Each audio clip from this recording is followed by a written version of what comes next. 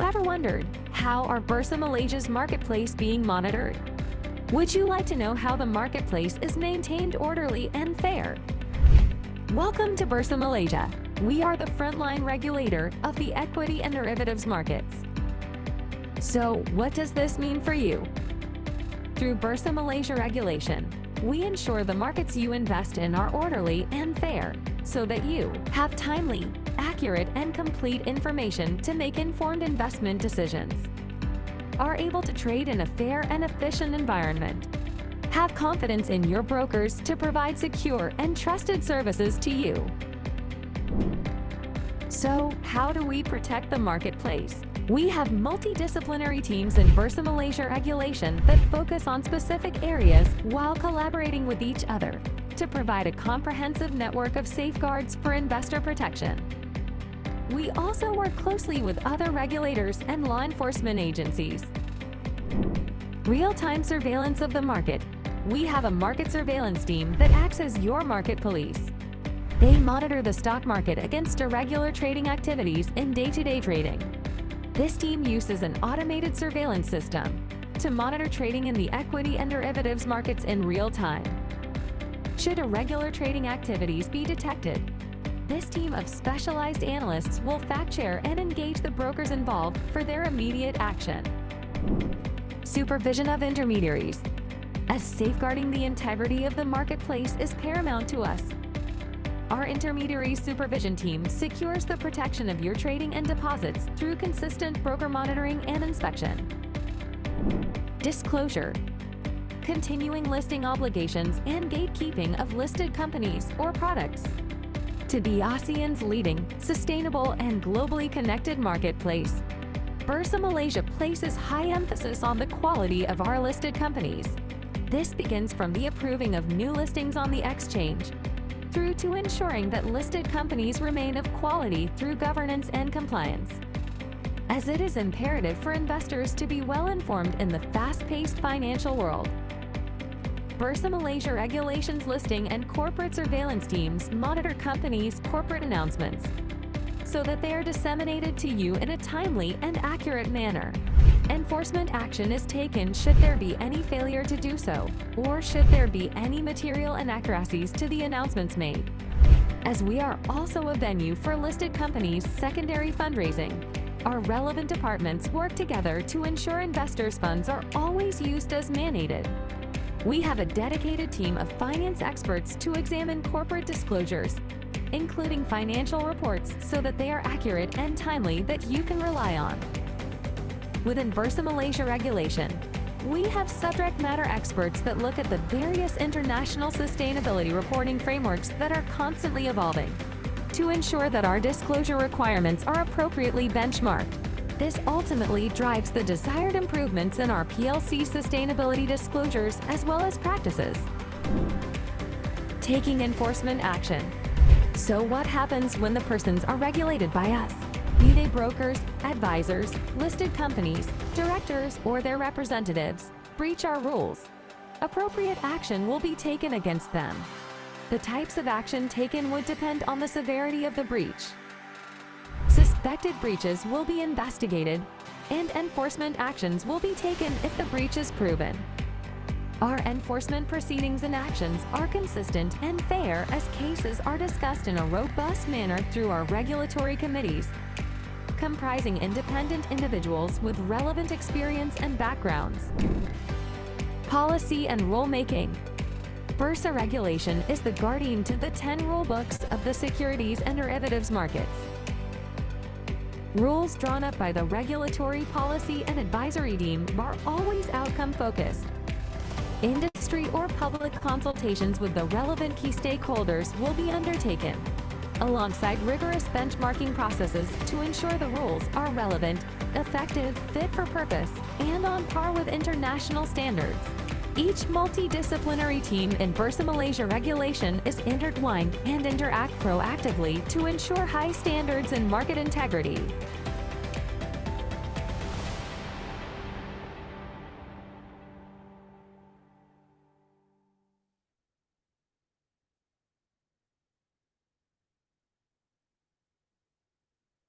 Hello, everybody.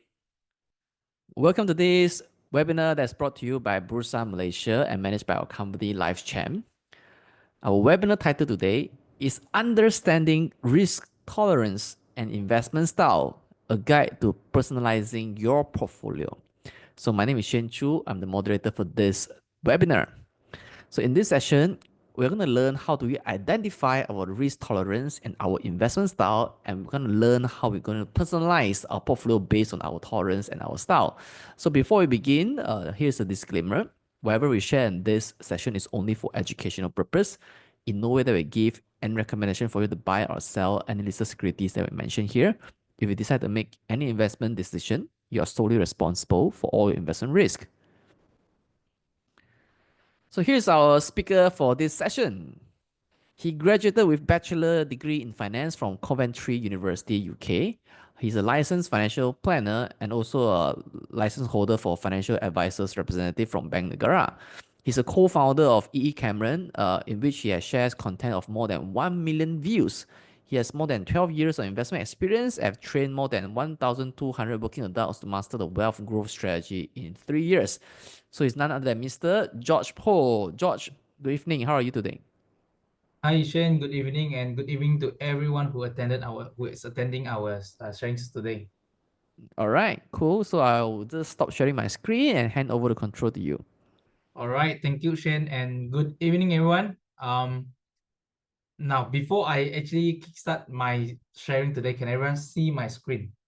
Okay, I hope that you can see it, right? If you can see it, just put in, okay in the chat box for me, right? Put in okay, or just give me a thumbs up. Yes, you are right. Right. Now, today's topic, I'm going to share with you, a very beginner type of content. But I believe this is something that very important because a lot of people, when we do investment, right, we don't really understand our risk tolerance.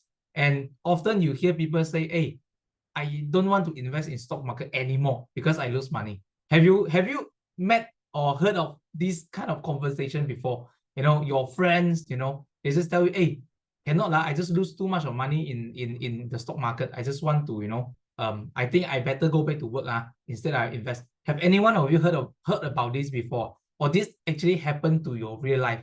Now, if you have, then just just put in the comment for me. Okay, me, because I just want to tell you a lot of investor out there, we actually we face this kind of situation where why our investment portfolio doesn't perform. So today I'm going to share with you how we can actually personalize our investment portfolio, according to our risk tolerance and also our investment style, right? And this is very important now. All right, now the disclaimer has been shared by Shane just now, my brief introductions, and let me just go straight into the learning outcomes you're going to learn out of our today's sharing. Now, first thing, you're going to identify your personal risk tolerance level. Now, I believe in the past few webinar, I did share something about, something similar about the risk tolerance level. But today, let's just find out, your own personal risk tolerance level and also your investment style. Now, this is, something very general because I'm going to share with a lot of people here, more than hundreds over here. I'm just going to share with you a general assessment how we can actually do it. But if you need a thorough, a more detailed assessment, you can actually do it online, or you can just find some investment advisor or financial planner to help you to do a thorough or a personalized risk level assessment to yourself. Now, secondly, after we have identified our risk tolerance level and also our investment style, then we need to match it with the suitable portfolio strategies.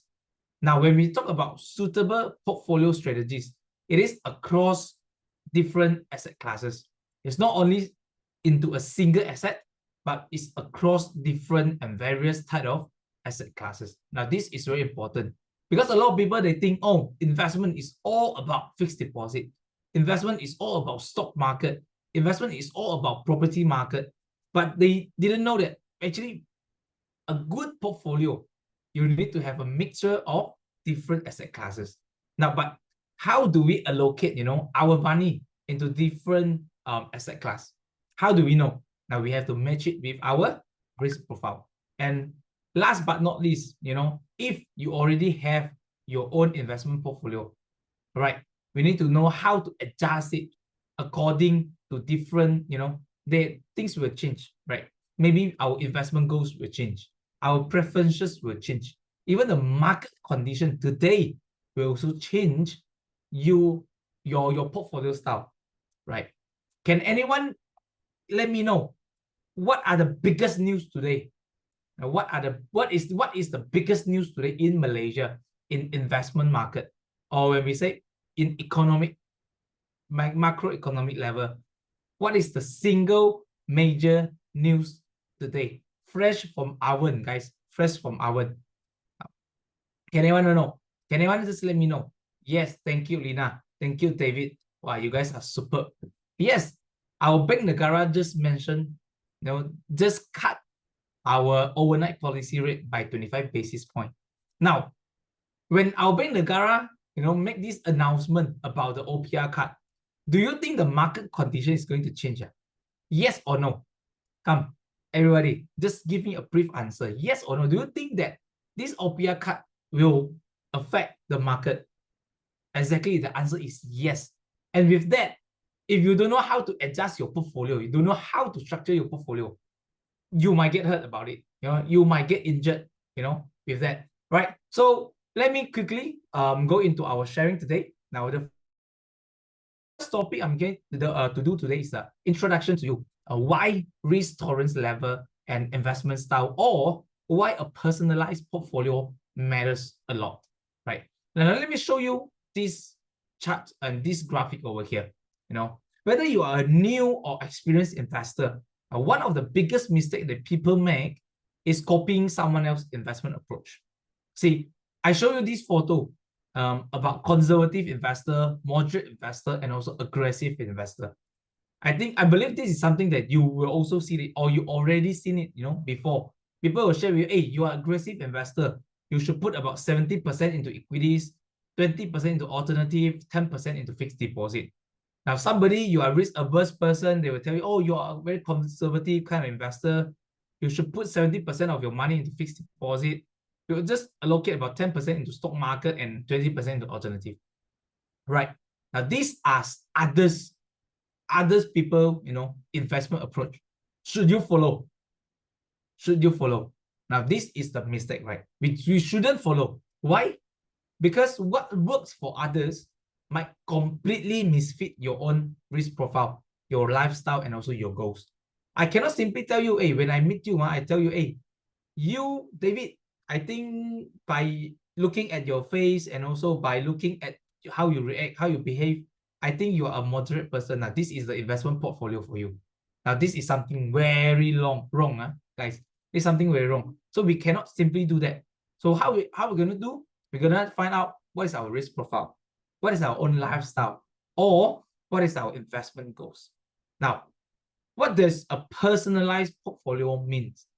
Okay, a personalization, it doesn't mean that just picking some fancy products, you just handpick some investment tools, put into it, and then you tell this, oh, this is my personalized portfolio, right? A personalized portfolio simply means that your investment makes sense for you. Okay, can you, can you understand what I mean here? A personalized portfolio means that this investment is actually makes sense for you, not your friends, not your reminder, not somebody on Facebook or somebody in front of your screen right now telling you, hey, this is your personalized portfolio, right? So your investment portfolio should reflect your financial goals. Now, what are the goals that you want to achieve through investment?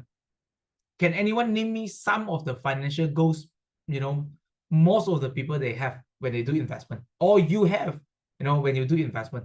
What are the financial goals? Just name me some, example. Right? Let me just start with a few, right? Some people invest because they want to retire early. So their financial goals is to retire early at the age of 50 with maybe an investment portfolio of 5 million ringgit, right? This is one of the financial goals. Now, they want to start a family. Now, for them, how they're going to achieve that? they need to do investment as well, right? So these are, you know, some example of financial goals that different people have. Now you need to also find out what is your investment goals. You know, what is your financial goals? How much you need to achieve, you know, in order for you to achieve your goals, right?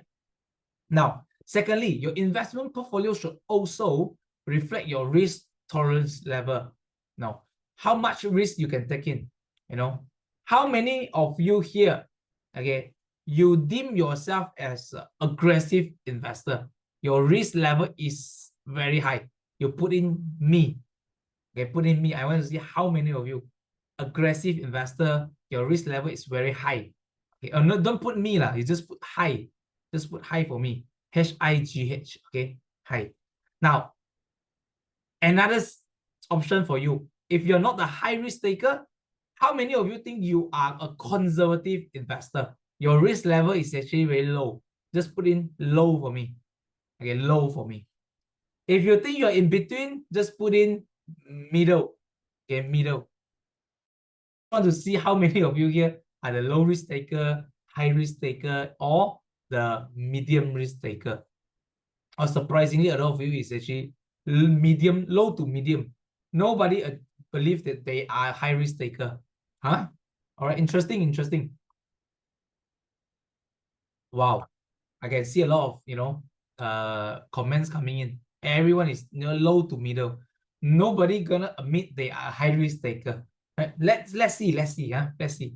Later, I'm going to do a self-assessment with you. Now, thirdly, your investment portfolio should also reflect your investment style. Okay, so how do you define investment style? Now, some people, they like to do value investing, long-term investment. Some people, they like to do short-term trading, right? So these are the different investment styles that we need to also take into consideration when we personalize our portfolio. And last but not least is the time horizon. How long you have, you know, how much time you have to achieve this goal, you know, for you. This is also something very important, because I believe I've shared this many times, you know, in multiple occasions in this Bursa webinar as well.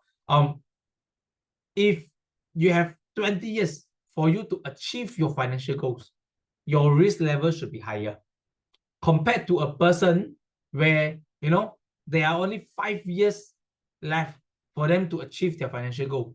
They should be more risk averse, because they cannot, you know, they can afford to make loss, you know, during this 5 years period time, right? So these are the 4 key things that your investment portfolio should actually take into consideration, right? And let me also tell you why I said you need to have a personalized investment portfolio. Why one size fits all doesn't work in investment, right? People always say, hey, just follow Warren Buffett lah. We buy into Warren Buffett's stock, you know. But do you think you can always do that? Do you think? Because the Warren Buffett company is only part of his wealth, you know. He has some other investment portfolio. Now, if you want to follow, you know, Warren Buffett's investment portfolio, you know, at the large scale, at a comprehensive scale, it might doesn't work for you, right? So let me show you why I said one size fits all doesn't work in investment. Because each of these individuals, they have different needs, different goals. Let me share with you. Now, this is a 25 years old fresh graduate compared to a 45 years old office lady and also a 60 years old retiree. Do you think all 3 of them can share same portfolio or not? Yes or no? I believe your answer will be a no, right? I don't need to ask. I think everyone will say no. Why? Because they have their different cash flow needs. You know, those in fresh grad, they need more cash flow because they just started out. Those as an office lady, 45 years old, maybe they have a family to feed. They also have cash flow issue. Now, for those in retiree, maybe they have earned a lot in their EPF, and it's time for them to enjoy their hard-earned money, right? So they don't have cash flow issue. Now, fresh grad, office lady, or the retiree, they all have different goals. They have different emotional triggers, right? So, for example, the ladies, the young ladies, on the left-hand side, the fresh grad, maybe she can afford more volatility in her investment portfolio. For the one in the middle, maybe not so, right? Especially towards the 60 years old. Maybe she needs more stability. She needs income stock instead of investing into high growth stocks. So this show that actually a single investment portfolio just doesn't work for everybody, right? But truth to be told, a lot of people, especially retail investor, we just blindly follow others. You just follow blindly. People tell you, hey, this stock can buy, you go and buy. They tell you, hey, this house can also invest, you go and invest it. They say, hey, this coin can also buy, oh, you go and invest it. You just follow others. So you just investing blindly. So copying portfolio will lead to mismatched risk and also generate a poor long-term outcomes to your investment, right? And why this matters even more at this era than ever, okay? Because in the past, you see, okay, let me show you. In the past, most of the investors, they are generalists. What we say generalists is that they buy into blue chips, value stocks, and they hold forever. You must have heard of this story before. People tell you, hey, 20 years ago, you buy into public bank, one lot, 20 years ago, one lot is equivalent to 1,000 shares, one lot. And today's, your public bank net worth will worth more than, maybe few hundred thousand or close to a million or close to 500,000. Now this is something that people will always tell you. But can this, kind of investment portfolio or strategy still work today? Right? It doesn't work. Because why? Because today's our market has a higher volatility. Like I mentioned, today we have a OPIA card. Yesterday night we just received, yesterday we just received the letter from our, our wonderful President Trump from the US, to our Prime Minister about the increase of 1% reciprocal tariff from 24% to 25% to Malaysia's, right? Now, today's world, the market is even volatile compared to before. And that's not the only things. Nowadays, we have more social medias outreach, we have more news coming out, and this will influence our investor emotion. And so there are a lot more, investment strategies, tools, products available in the market. And that means you need clarity more than ever in today's world. That's why we need to have a personalized investment portfolio. Now, let me test your risk tolerance level. Okay, let me test your risk tolerance level. Everyone, please get ready. I may want you to type in your answer. Okay. If you are somebody, if your stock drop more than 10%, you cannot sleep. Okay. Maybe you are at a low risk tolerance level. Okay. I hope none of you actually have this kind of issue, because I believe if you are in this kind of scenario, then in the past 6 months to 1 year, maybe you cannot sleep well, right? Because the stock market is very volatile, right? And if you can tolerate some ups and downs, maybe you are in a moderate risk tolerance level. And if let's say you are totally okay, with the short terms, volatility, just believe that this will get you a long-term capital gain, then you are in a high risk tolerance level. And there's no right or wrong answer, guys. There's no right or wrong. Just need to know how you will feel, because this is the real answer of your risk tolerance. Okay. Now, so in today's our roadmap, I will share with you how to know yourself, how to know your investment style, how to build the right portfolio, and also how to adjust over time for your own portfolio. Right. Now, let me go deep into how to understand your risk tolerance level. Okay. Or how much risk are you willing to take? Or you are able to take.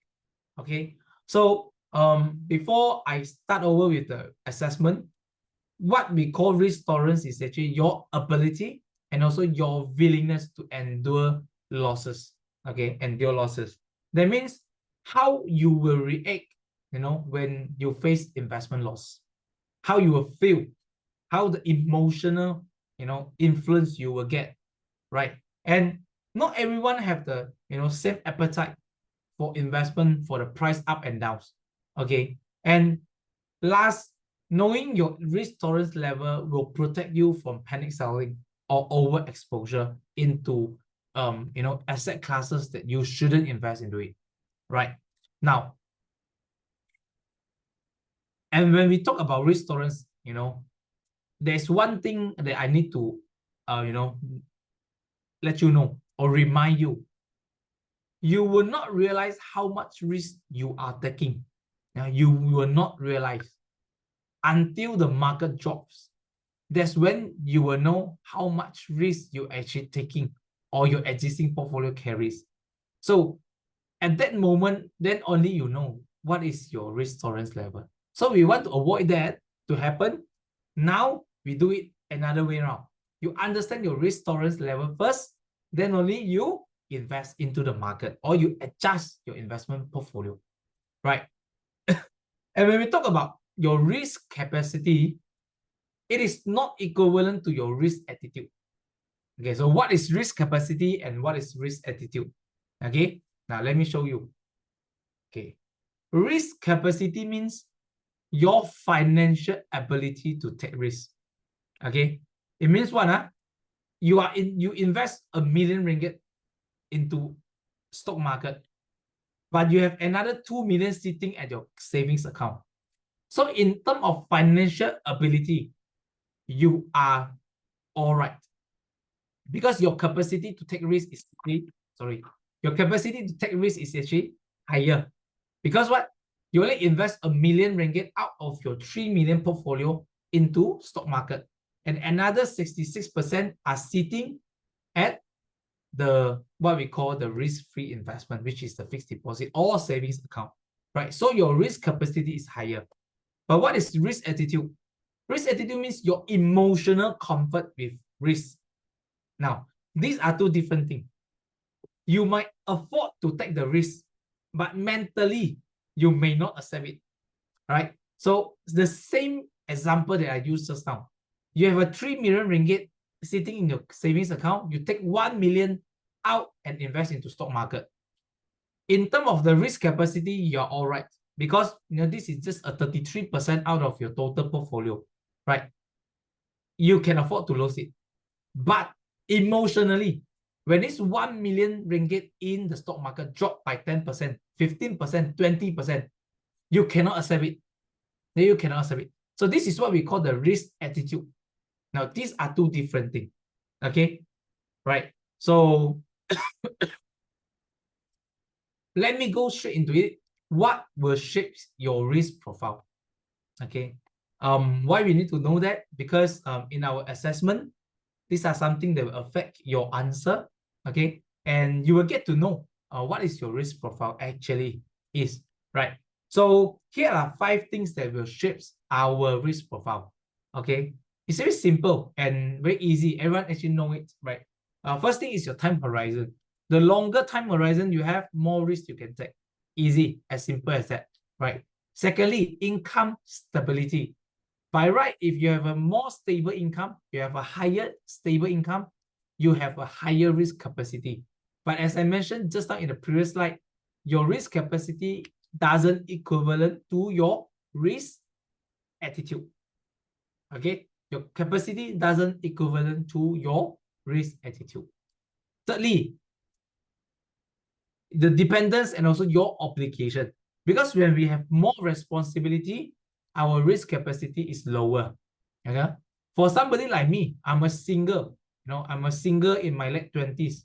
I have a lesser obligation compared to somebody maybe in their late 30s. They have families, they have a newborn child, so they have more responsibility than me. So the chances that they can take higher risk is lower than me. In general view. Now, just a simple example for you, right? And fourth, what is your financial goals? All right. Because different goals, we need different risk level as well. If your goal is just to get, 10 million, where you already have 9 million, do you think your risk profile is going to be a high risk taker just to earn that 1 million, which is nearly a 10% of your existing portfolio? Do you think you need to take higher risk? For me, I wouldn't take so, right? I wouldn't do so. I would just stay chill, take maybe an investment in the bond or in the fixed income stocks, getting dividends, right? 1 year I can earn about 6%, 7%. That's easy for me, right? So yeah, when we have different financial goals, you need a different risk profile as well. And last but not least, the last factors to shape our risk profile is actually our personality or our behaviors. Okay. When we talk about behaviors and personality, it's not in today's slides. But what I want to share is that this is something that we view money. Somebody they view money as something great, so they love money. Some people, they see money, they hate it. That might be your personality. Oh, you think money is, something bad. I don't want money. So these are, different kind of people, different personality towards investment, towards money, right? So these reactions will also shape your risk profile as well. And when we talk about risk profile, it's not one and all. It's actually combine all these 5 factors, and then you will create a unique risk profile that is specially to you. But this risk profile may change over time. And we need to always bear in mind that the risk profile doesn't, stay with you your entire lifetime. No, it doesn't work that way. Okay, because our time horizon getting shorter. See, today's, let's say I'm 30 years old. My goal is to get retired in 50 years old. So today I have 20 years time. Compared to you 5 years later, you have only 15 years time. Your risk profile will be changed. And this is an example. Now, next, I'm going to bring you guys into a risk tolerance self-assessment. Okay. At this part, I would like you to actually take out a piece of paper, or just get ready your phone with a calculator. Okay, because we're going to do a self-assessment. I think I have prepared about 5 to 6 questions. Okay, so let's see what is your risk profile level. Okay, the first question: what would you do if your investment dropped by 20% in a month? Okay, now A, you will sell everything and cut losses. If you are this kind of person, you type 1 or you add 1 into your calculator or write it anywhere, right? If you will be the second person, you wait and see, and maybe the market will recover, you put 2. Okay, you get 2 points. Or if you are the kind of person that will buy more when your investment drop by 20% in a month, you put 3. I will go through this all the questions with you. So bear with me. Okay, please bear with me. Okay. All right. You can also type into the comment box, but just add everything because I have a few more questions coming up. Right. Ready? Now. Second question. How soon do you plan to use this money that you invest into the portfolio? If you need to use it within 1 to 3 years, you put 1. If you need it in 4 to 7 years, you add 2. If you need it in 8 years time or longer, okay, you add 3. Okay, this is a very simple question. That means when you put your money into the investment, how long do you plan to actually take this money out to use it? Okay, as simple as that. Right? Now, third question. Which statement best reflects your view, okay, your personal view on risk? Okay. A, if you can't sleep, if your portfolio fluctuates too much, you put 1. If you're okay with some moderate fluctuation, you put 2. And lastly, you don't mind the big swing. That means the stock can up by 10%, down by 20% if the long-term returns are better. So you put 3. Okay. Now these are the third question. These are the first 3 questions. I have a few more. Okay, so please bear with me. Add it out. Later I will show you your risk level. Okay. All right. Now, question number 4. What type of investment return are you expecting? A, 3 to 5% steady growth with little to no risk, you put 1. If you're looking for 6 to 10% growth with some moderate risk, you put 2. If you're looking for more than 11% growth, even if there are a chance of losses, you put 3. Okay, I will speed it up. Question number 5, which is our last question. Okay, what is your experience in investing? Okay, if you're new, put 1. If you have invested in the market before and you can handle some up and downs, put 2. If you are already very experienced and you are very comfortable with risk and actively manage your portfolio, you put 3. Okay, now I want every one of you sum up your answer, put it into the comment box for me. Okay, put into the comment box. Sum up, add question 1 to question 5. Add it up, show me in the comment sections. Okay, let me see. 11, 14, 15, 11, 12, 14, 10. Okay.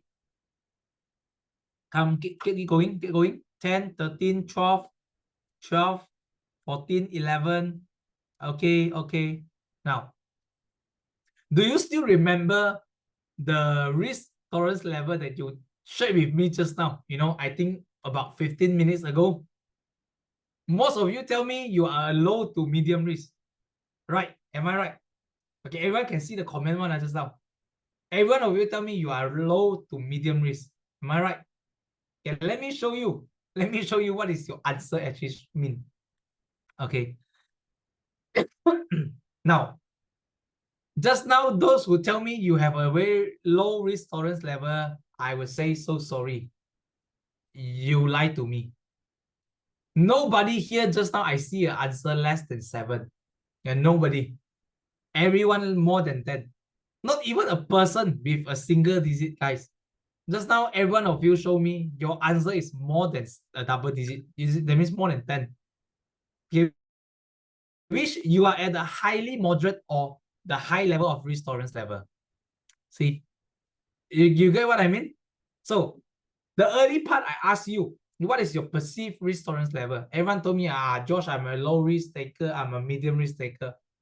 But your self-assessment result doesn't prove that. In fact, it is a mismatch between your risk level and also your perceived risk profile. Something interesting, guys. Something interesting.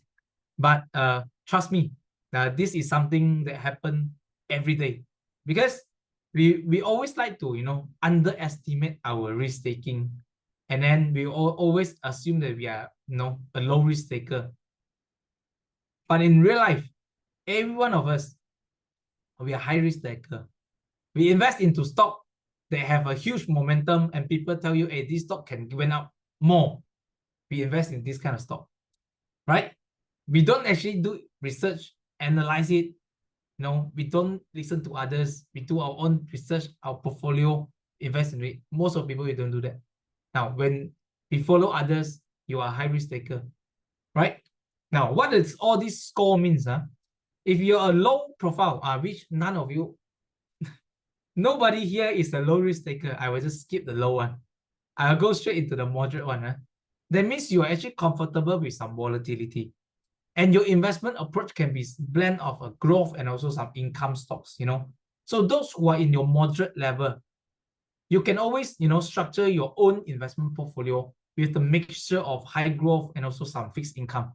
For example, bonds, for example, fixed dividend stocks, REITs, So these are something that you can actually invest with. Or for those in a high risk profile, your risk appetite should always be you are chasing for the returns, and you can tolerate some volatility.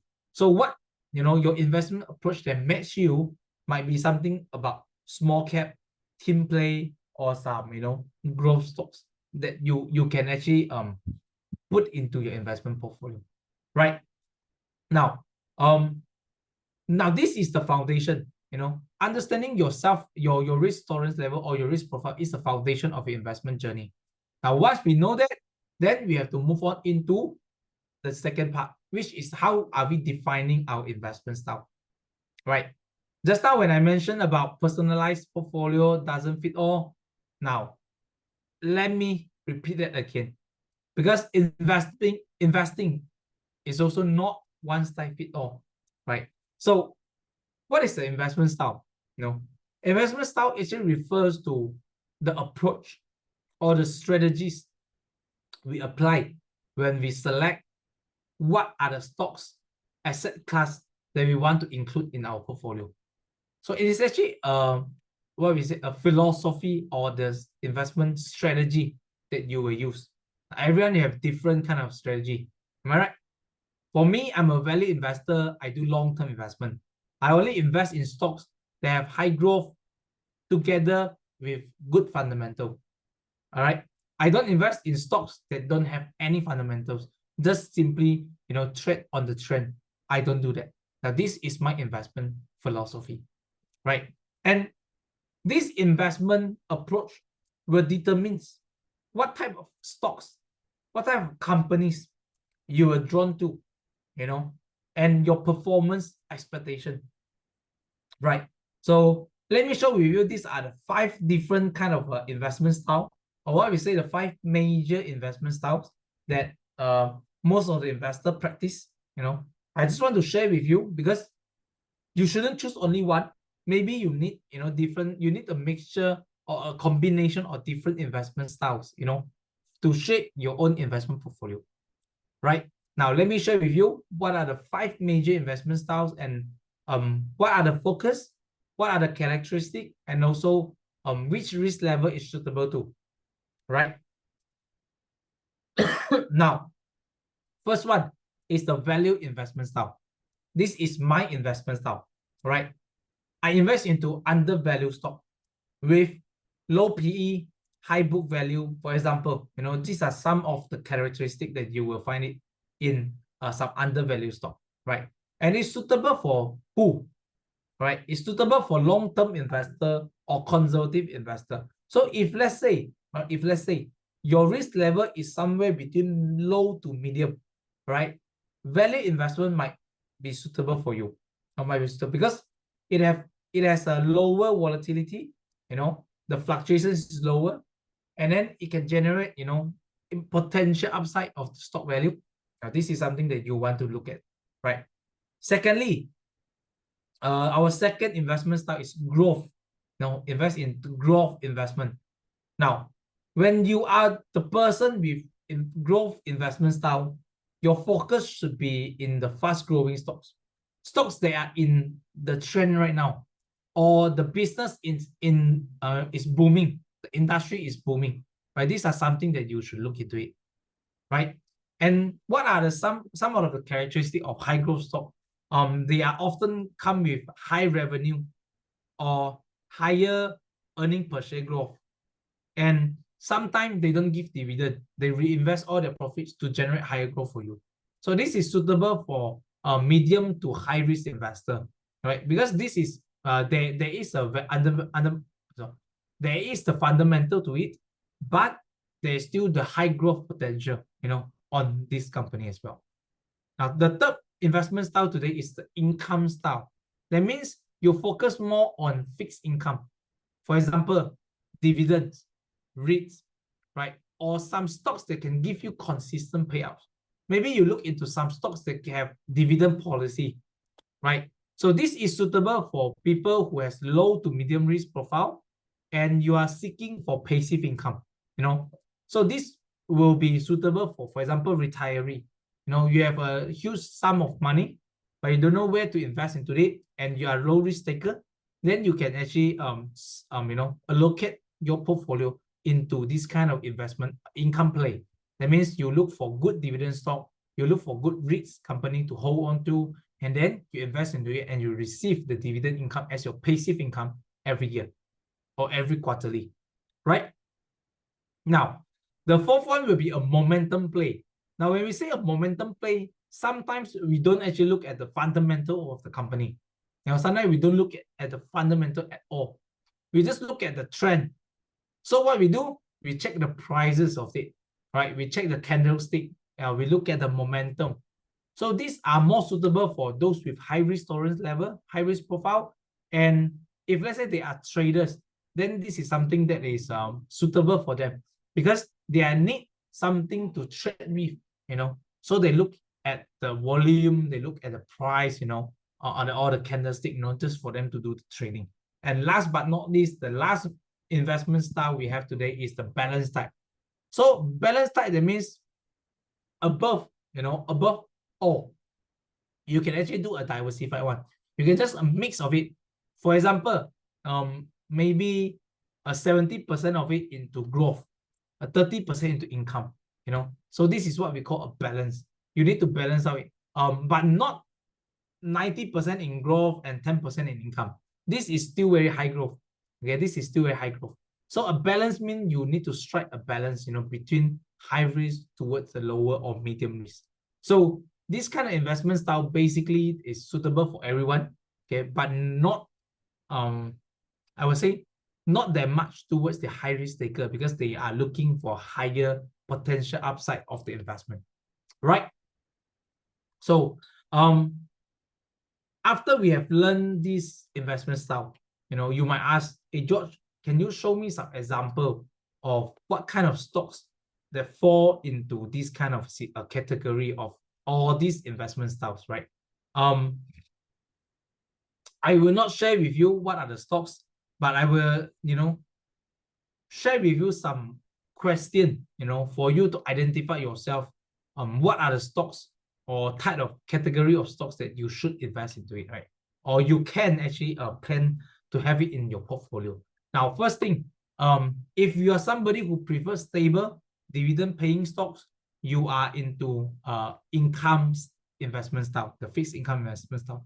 If you're somebody who will get excited about the future, tech, turnaround stories, some high growth industry, you like it, most likely your investment style will be the growth one.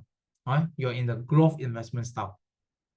And for somebody of you like me, you're looking always seek out for cheap stocks with a strong fundamentals and also some growth potential. Most likely you are the same category as me. You are the value investor. Our investment style will always be value investing, right? And if you are those who like to follow trends, you buy on breakouts. You look at the chart. By all means, you are a momentum trader. Your investment style should always be momentum, right? And if you are not sure or you prefer a mix, then you go with a balanced investment style. All right. Now, before I should move on, right? I would say your style actually comes naturally. I don't get to choose.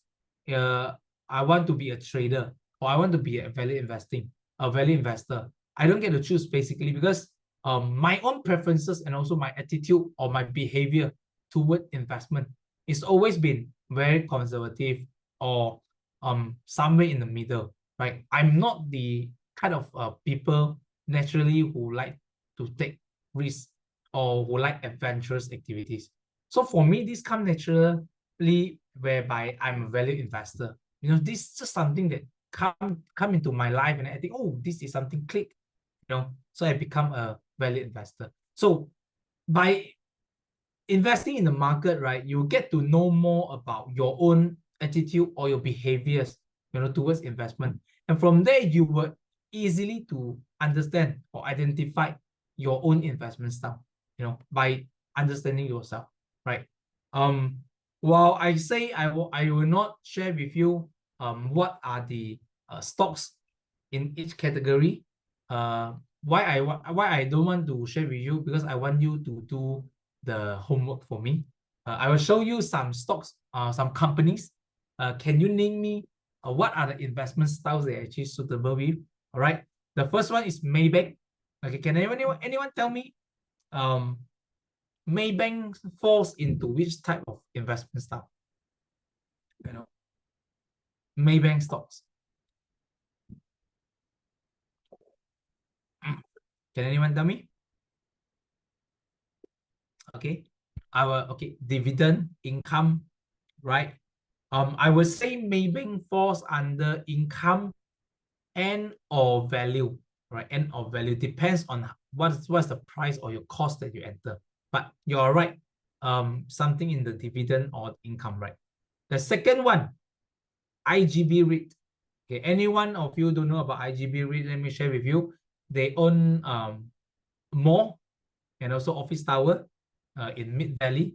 So Mid Valley is their base, okay? And they are proposing to actually acquire another mall they have. Yes, in JB, yes. So, okay, their income play exactly right. Because they are REITs, right? They are REITs, so their income play, right? Inari, okay, Inari and Morton, they are into technology industry. They are semiconductor players. What is the play that you think Inari should fall into? Okay, growth. Wow, you guys are very smart, huh? Okay, growth stocks. Now, next, Yinsen. Okay, Yinsen is in oil and gas industry. Recently, they also got news coming out saying somebody in the Western country looking to prioritize them, and then there are news coming lah. Okay, some people say value, some people say team play, thematic. Okay, now thematic falls under which part? Just now I shared about it, right? Thematic falls under which part of which category of investment style? We have growth, we have value, we have income, we have momentum, we have balance, right? So for thematic play, they often fall within the momentum investment style, or like momentum. But Yinsen, yes or no? Because Yinsen is considered a defensive stock, right? While the industry they are in is actually a thematic play, these are cyclical sector, but Yinsen as a huge company, they actually also fall under a defensive stock. So you can consider them as a value stock or a momentum stock. Depends on how you view the business. All right, how you view the business. And and last but not least, IHH healthcare. This is where hospitals, are sitting in the listed company. What are the investment style that you think IHH actually fall into? Now, I believe most of you kind of, you see, kind of have different kind of answer, right? Value, income. Yeah, you guys are correct. You guys are correct. I would not say that much into income. They are more towards value. Right? They are more towards value. Right. I believe with all these five examples, you can now identify, right, what kind of stocks into which kind of investment style. Why we need to do that? Because we need to understand we should invest into stocks that suit with our investment style. You shouldn't invest into something that doesn't suit your investment style. All right. So a quick one. If you want to match your risk profile to your investment style, if you're a low risk taker, high likely your investment style will be income or value. If you're a moderate one, your investment style can be a mixture, a balance of a value and also growth. And if you are a high risk taker, now your risk profile is high, you can do some investment in thematic play, momentum, or even growth stocks. If you're a trader, go with momentum. If you're not a trader but you are a high risk taker, you can go for high growth stock. For example, technology stocks. Okay, that's the example. A general advice. To you, right? So what your current style and is it serving you? This one I want you all to reflect yourself. Just take out one stock that you have in your investment portfolio. Don't tell me. Just pick one and then think, okay, and start to think whether these stocks fall or match with your investment style. Is it aligned with your risk tolerance level? Okay, this is one of the homework I want to share with you. I want you to do that so that you understand that your risk profile and your investment style and the existing investment portfolio, does it align? All right, I want you to do that. Okay, Now, part 4, okay, in today's our sharing, we are going to match our investment strategy to our risk profile. Okay, why we need to do that? Because when your portfolio matches with your profile, you can sleep better at night. Trust me, I can sleep well every day. Why? Because I don't need to actually be concerned of my investment portfolio at night. When I sleep, I'm thinking, the stock dropped 20% again today. I will not feel that because I'm a value investor, right? I invest for long-term growth. So I will not, I would say I've never experienced this kind of, emotional attack when I sleep at night. So I wish that if you're able to match your portfolio with your profile, right, you should be able to sleep better at night, right? Why many investors lose money? Just because they use wrong allocation. Why they use a long allocation? Because they are a mismatch between their risk tolerance level and also their portfolio structure. All right. So these are the reason why investor cannot sleep at night, because it just doesn't match, right? So let me share with you some of the portfolio example. You can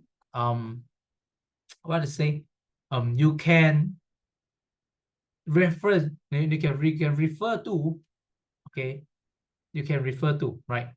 So for example, if you are a low risk taker, you invest into value and also income stocks, right? So most likely your investment portfolio will be something like this. You diversify into 30%, 40% into REITs, getting dividends, maybe 30% into bonds, you're receiving interest coupon, and also maybe another 30% into blue chips for dividend as well, right?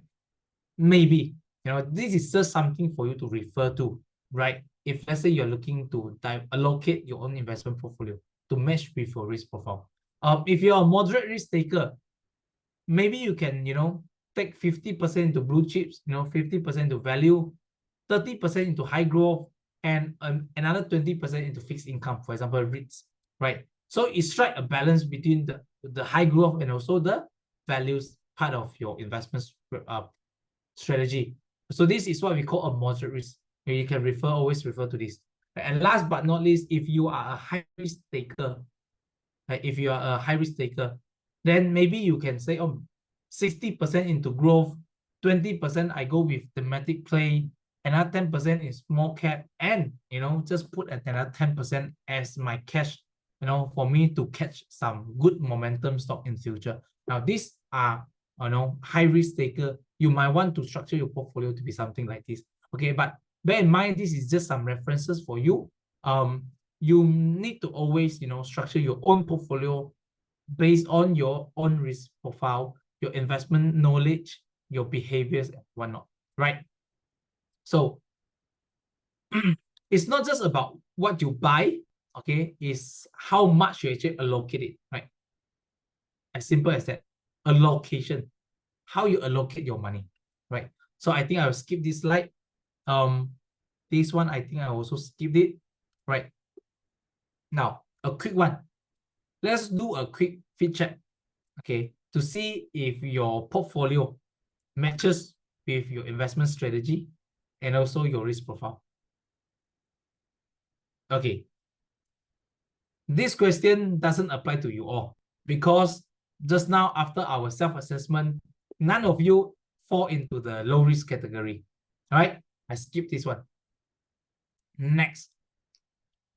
Are you 100% in dividend stock, but you are chasing fast gains emotionally? Okay. Now, can anyone here? Okay, let me rephrase this question, right?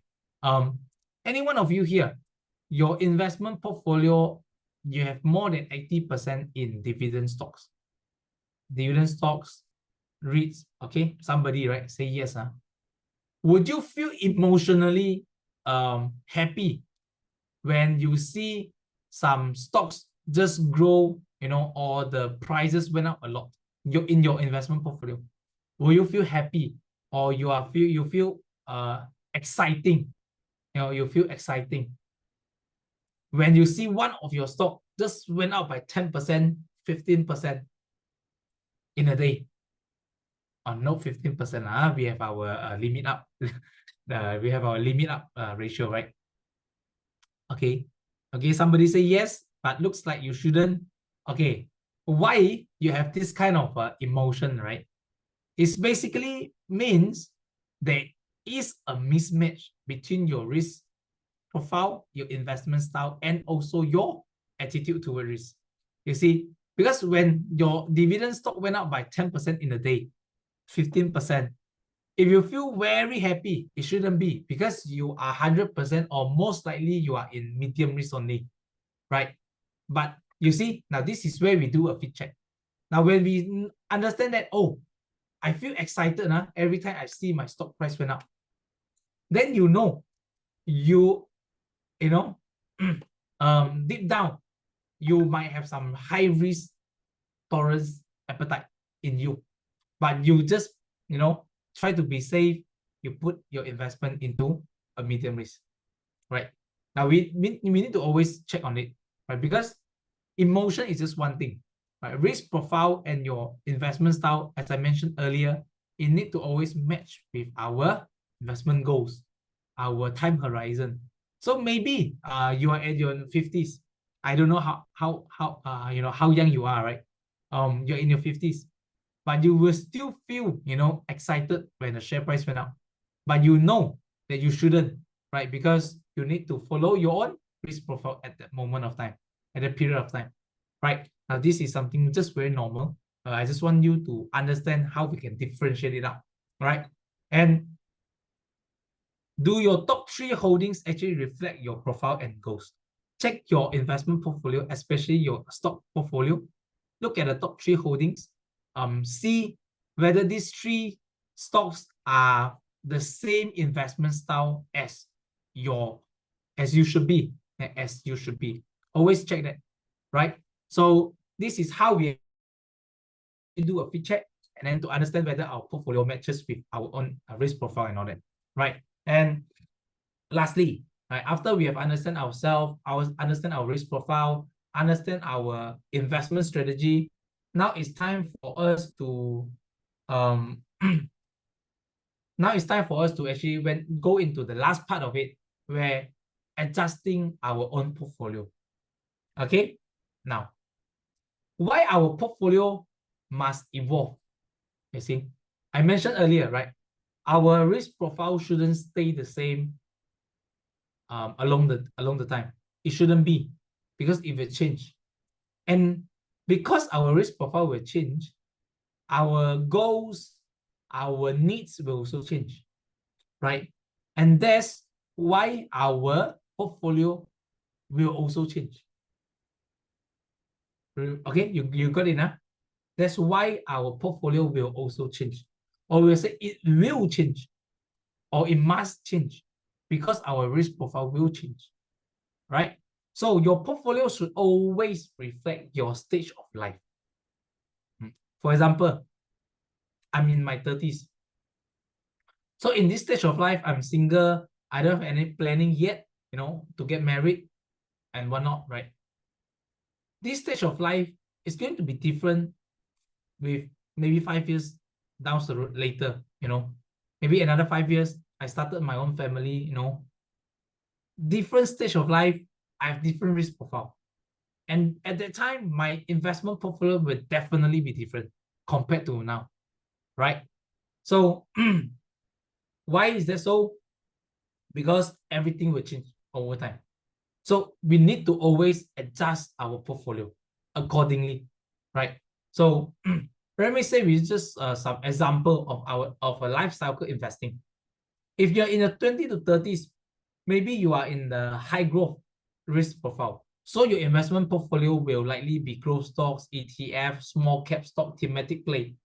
But when you are moving into your 40s, into your 50s, you wanted to balance out your risk return.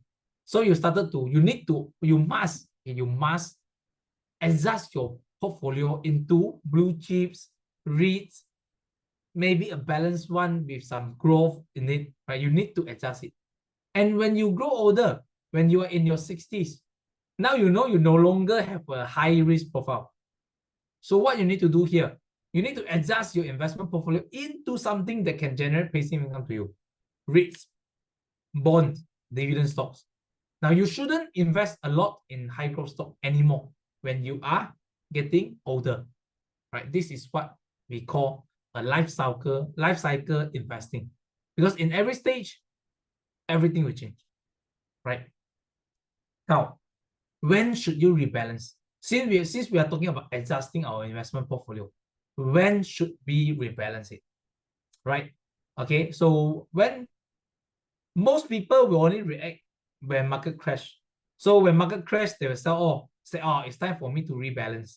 Okay, but don't wait until the market crash. Okay, don't wait until the market crash.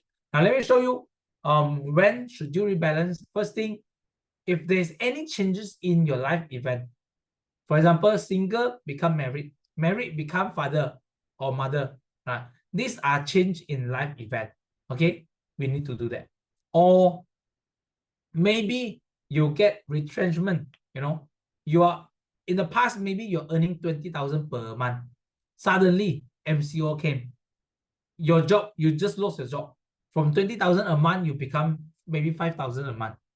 Now, this is also an example of life event that will happen. With different income, cash flow coming in, your risk profile is going to be different, right? So if you face this kind of life event, rebalance, adjust your portfolio. Secondly, market shift. If let's say the market have shift from bulls market become bear market, you should also always rebalance or adjust your investment portfolio, because you wouldn't want you have almost 90 to 100% into high risk investment, high growth stocks, while the market is in bear market. The share price will just drop higher or even more compared to the value stocks. See, so in market shift, we also need to adjust our portfolio. I believe this one I have shared during the past Bursa webinar. You can always YouTube it, search for live chat or Bursa webinar. Look for it. I believe I've shared about the market shifting and all that, right? Just look it up. And last but not least, every year we need to always review it. Why we need to review? Let me put it in a simple saying. If you review every year, then only you will know. You get to fit check your investment styles together with your risk profile. So every year, what we need to review? First thing, we need to review our risk profile. Secondly, we need to review our investment style. Is there any changes over there? And last but not least, we need to review our existing investment portfolio, because we want to know whether they are a fit to our risk profile and also our investment style. Now, that's where we should rebalance or adjust our investment portfolio, right? At least once a year, Okay, now, how to rebalance effectively? I will quickly go through this. First thing, if you have asset or investment tools that's overweight in your investment portfolio and getting not healthy, sell it or reinvest in something else that will balance up your investment portfolio, right? Secondly, keep a long-term target percentage per asset class. What does it mean? Okay, it means, for example, if let's say you have in the next 3 years, your investment portfolio, you have a target. You want to put 50% into stock market, 30% into REITs, and 20% into bonds. Always keep this target as your yearly review target, right? So at the end of the year, when you see, hey, my blue chips just went up from 50% to 60%. My REITs went down from 30 to 25%. Same goes to my bond, right? Then you need to do the rebalancing. Okay, rebalancing. Now, why we also need to rebalance? Okay, and when people do rebalance, right, they will do this thing. They will always sell the stock in losses. They will always sell the stock that is making money, while they don't want to sell the stocks that is in losses. But let me share with you. When we do rebalancing, cost doesn't matter. Price or profit doesn't matter. Is what matters here is whether this investment suits you or not. Okay, whether this investment suits you or not. If let's say it is suitable for you, for your long-term investment, Maybe you are a value investor and this stock might in the red, but the fundamentals still there. Your long-term view on this stock is still there. Don't sell it. Okay, don't sell it. And if let's say you're investing into stocks that you think are down, the value has already been there, it's time to sell it, sell it. Even if it is in losses or it is in profit, doesn't matter because it doesn't suit your investment style anymore. All right, I like what Eugene said here. Don't cut the flowers to water the weeds. Okay, I like it. Now, last, let me go into a summary to close out our today's sharing. Thank you very much for everyone for spending your I would say nearly an hour here, more than an hour here. I want you all to put into some practice. For example, we just do a quick one, right?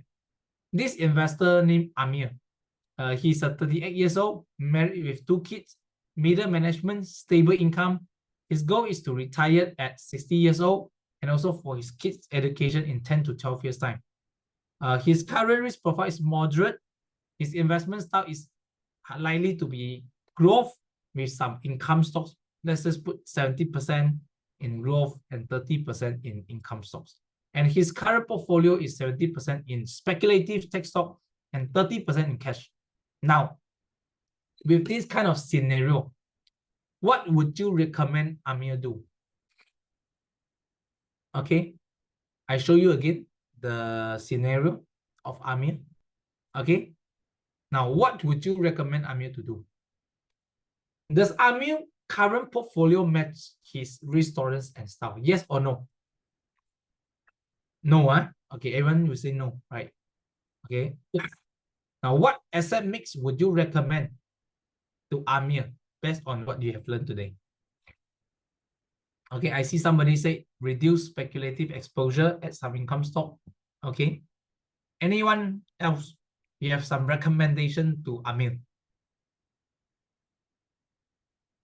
Okay, no right or wrong, no recommendation, buy, sell here, no financial advice here. We just want to test out your learning today, whether are we matching our learning outcomes, right?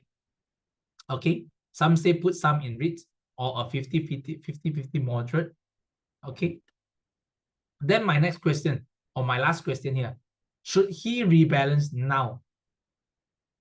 Yes or no?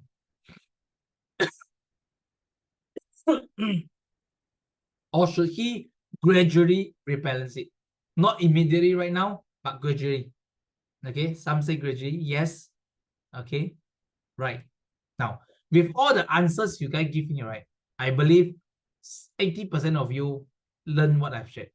No, I'm very happy to see that what I've shared today about the risk profile, the investment style, and also the matching of your investment portfolio actually meet my expectation of what I want to share with you. So let me close out my today's sharing with a summary. So you have identified your personal risk tolerance level. Congratulations. You also identified or discovered your preferred investment style. I believe so, because I shared with you 5 major investment styles. And also, I hope that you have learned how to build a portfolio structure that fits you. I believe with the case study of Amir, now you have a better understanding of how we should structure our own portfolio or do the rebalancing. And you now also know how and when to adjust your portfolio over time, right? So this is the summary of it I have. If you have any question, please feel free to put into the Q&A sessions, or you can put into the comment sessions below. What you need to do after today's webinar, I would say, try to review your current investment holdings, okay, to check whether they align with your risk and your styles. If possible, if you can do it yourself, try draft your personal investment plan. If you cannot do so, find somebody like me, a financial planner or investment planner, to help you with your personal investment plan. And also always set a reminder for your annual portfolio health check. Okay, because every year we need to review our portfolio and we need to always review our risk profile, our investment style, and also our investment strategy. All right. So with that, thank you very much for attending, to listening to my sharing. I will pass this floor back to Shane for more Q&A. Thank you so much, George, for sharing with us about risk tolerance, investment style, and how do we personalize our portfolio based on our tolerance and also our style. So, if you have any question to ask our speaker, George, you may write your question in the Q&A box. All right, so these are the to-do list after the webinar today, okay? Okay, so the first question I see on my screen is from Mohammad Shamin. So, what are the characteristics of stocks that you choose when it comes to value investing? Okay, good question. In my own value investing, I always look for two things. In general one, I will look for two things. First thing is whether the company is in, is there any growth opportunity for the stocks? Okay, first thing. And second thing, is the company in a good fundamental? Another way I will say the financial of it. So is the company in the past making good growth, in their revenue, in their earnings? We are not looking for high growth, guys. We are looking for something like gradually increase or improvement in their top line and their bottom line, which is their revenue and also their profit. And that's the characteristic I will always look into it. And then after that, I will do my own research, whether the stocks is in undervalue, or maybe they have some high growth potential, and then we can start to back that, or do a valuation calculation on whether, if the company fulfill their order books, or they fulfill what they have, planning for the next 1 to 3 years, what will be the value? Now that's when we do a valuation. So after we do all these things, right, then if I think that the company is in undervalue, I would invest into it. Let me give you an example. People always think that, hey, value investing, we cannot invest into IPO, for example. I can share with you there's this one IPO. I wouldn't name the companies here. The growth is there. Yeah. The financial fundamental is also there. So when I saw this company, right, of course the IPO price, I think, oh, this price is just standard. They are at their fair play. So after that, companies start to announce some order books. I see, with these order books, the valuation came down. The valuation become higher. Become lower because the future growth of it is higher. So that's when I see these stocks and I start to invest into it. And of course, the share price already went up by now, but I think the value is still be there. So we need to always look out for something like this, when we do investment, especially in value investing. Yep. Right. So the next question is, how about the characteristic for growth investing? Yeah. All right. So for growth investing, also two things I will look into it. One is their past performance, their past financial performance, whether they are in high growth. So when we are talking about high growth, in the past maybe 3 to 5 years, they need to generate a CAGR of, for example, 15% per annum, or 10 to 15% CAGR. This is not something very easy to achieve. It's very hard to achieve, especially in the past 5 years. Starting from 2020, we are facing MCO, the COVID-19. So highly you won't find these kind of stocks if you are taking a 5-year period, but you can also look into the 3 years period. So this is number one thing I will look into it. Second thing will be the industry. So when we do growth stock, right, industry is very important, because when the industry is not in the trend, or the industry is not in a high growth, or not favored by the hot money, then you invest into it, the growth will not come. So I will always look into these two things when I do growth investment. But right now, I'm not focus more on growth investment. My focus still back to the value investment. Yeah.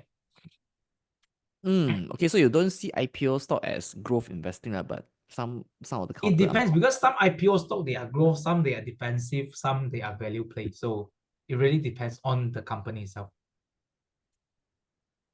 All right. So the next question is by Lim. If my stocks have delivered more than 100% return, right, and they have become bigger weightage in the portfolio, right? So do you recommend a rebalance? Oh yes, my simple answer is yes to Lim. in the past 12 years, how long since in the past 12 years of my investment journey in Bursa, Malaysia, there are 3 stocks, in my history that went double. That means the gain is more than 100%. I always do rebalance. I always do rebalance. Because why? First thing first, it become a huge portion of my investment portfolio. Secondly, because I want to take profit. Simply say, if your investment portfolio doubled, you take out half, you just take profit or half of it. That means you are taking all your profit, or you are taking your cost back to your into your bank account, right? So the rest running out there is either your free money or they're earning extra return for you. Now, this is a simple way. Secondly, how I will view this rebalancing, right? If the stock have already fulfilled their fair valuation, it's time for you to actually take profit. No point you keep holding on to the company where the valuation is already in the fair value, right? So these are the reason why I would do rebalance if I'm you. Right. All right. So we have a follow-up question by Shamin. So for both styles that you described just now, growth and value investing, how do you add to your investment from time to time? Do you average up or do you average down, or you only collect those shares when it move up, or you collect it when it's going sideways? So what are your strategies? Well, I don't think I do much on average up, because valuation wise, in terms of value investing, average up is not something I would do. But oftentimes I see myself average down or average sideways. What do I mean average sideways? That means the price doesn't move down much, but the price will just stay, stable and within 10 pips or 20 pips. So that's where I will, accumulate my shares in my shares into that company. I don't usually do average up, is because simply because if the price went up, that means my valuation or the margin of safety I get to play is getting lesser. And that's where I don't like to play this kind of value stocks. That's why I don't usually do average up, but I do average down. Yeah. All right. So the next question is by Kennedy. How do you screen stocks for value, growth, or dividend classification? Is there any such screening tool? I think there are a lot of tools available. Even your own investment platform. I like to use CGS last time, and then but when we do screening, I believe most of the free tools or your own broker can do that for you, right? So you just put in some, well, how to structure my answer. Okay, screening is just the first stage, the first step of you getting a list of stock for you to research on, right? Screening is not the final steps. That means you cannot just screen it and then you buy all the stocks there, right? It just doesn't work that way. So screening is going to help us to filter out, all the over 1,000 stocks in Bursa Malaysia into, for example, a stock universe of only 20 to 50. Then from there, only we research on the company itself in a detailed level. So we need to look into the company background, the businesses, the financial performance, the directors, whether their financial health is healthy and whatnot, right? So let me just give you some criteria when I look for value or growth or dividend stocks. For value stocks or growth stock or dividend stock, in common, I will say we need to find you need to filter out companies that have a average their EPS or their earning per share or their revenue is in growing. That means you can filter out those that are not growing. Okay, these are the common criteria I will look into it for value, growth, and dividend. Now, for value in particular, I will increase the requirement. So in the past 3 years, the earning per share growth must be at least 15%. I will try to screen whether we have these kind of stocks in Malaysia or not, right? At least 50%. revenue also at least 15%.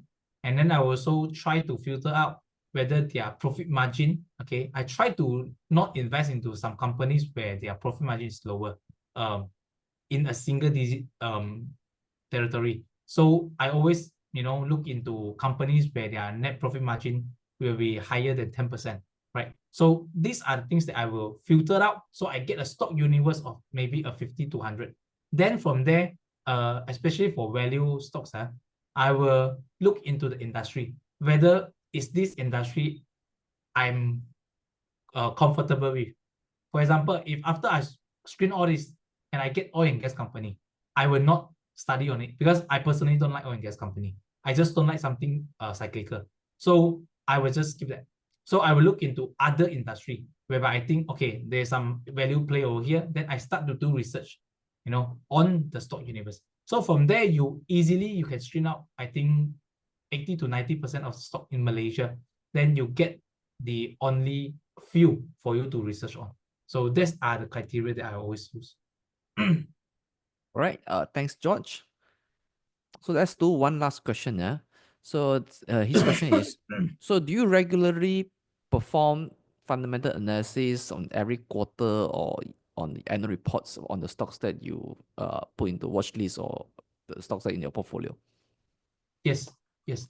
If that stock is in my portfolio or is in my watch list, I will monitor it every quarterly. And if let's say they have some announcement, for example, they get awarded with some contracts and all that, right? There's some time for you to review on it to see whether is the values there or is it time for us to include that into our investment portfolio. So yes, we need to always review it, and we need to always study their quarter reports, their annual reports, because quarter reports is the most recent information we can get about the company in a proper manner, right? So I think it's a must for every one of you to study the quarter reports. All right. So that's all the time we have with George today. So I will just share my screen. Yeah, George. Yeah, sure. Okay. Let me stop sharing. Okay. Yes. Thank you. So thank you everybody for tuning into this session. So yeah, just listen to the co-founder of eCameron, Mr. George Poh.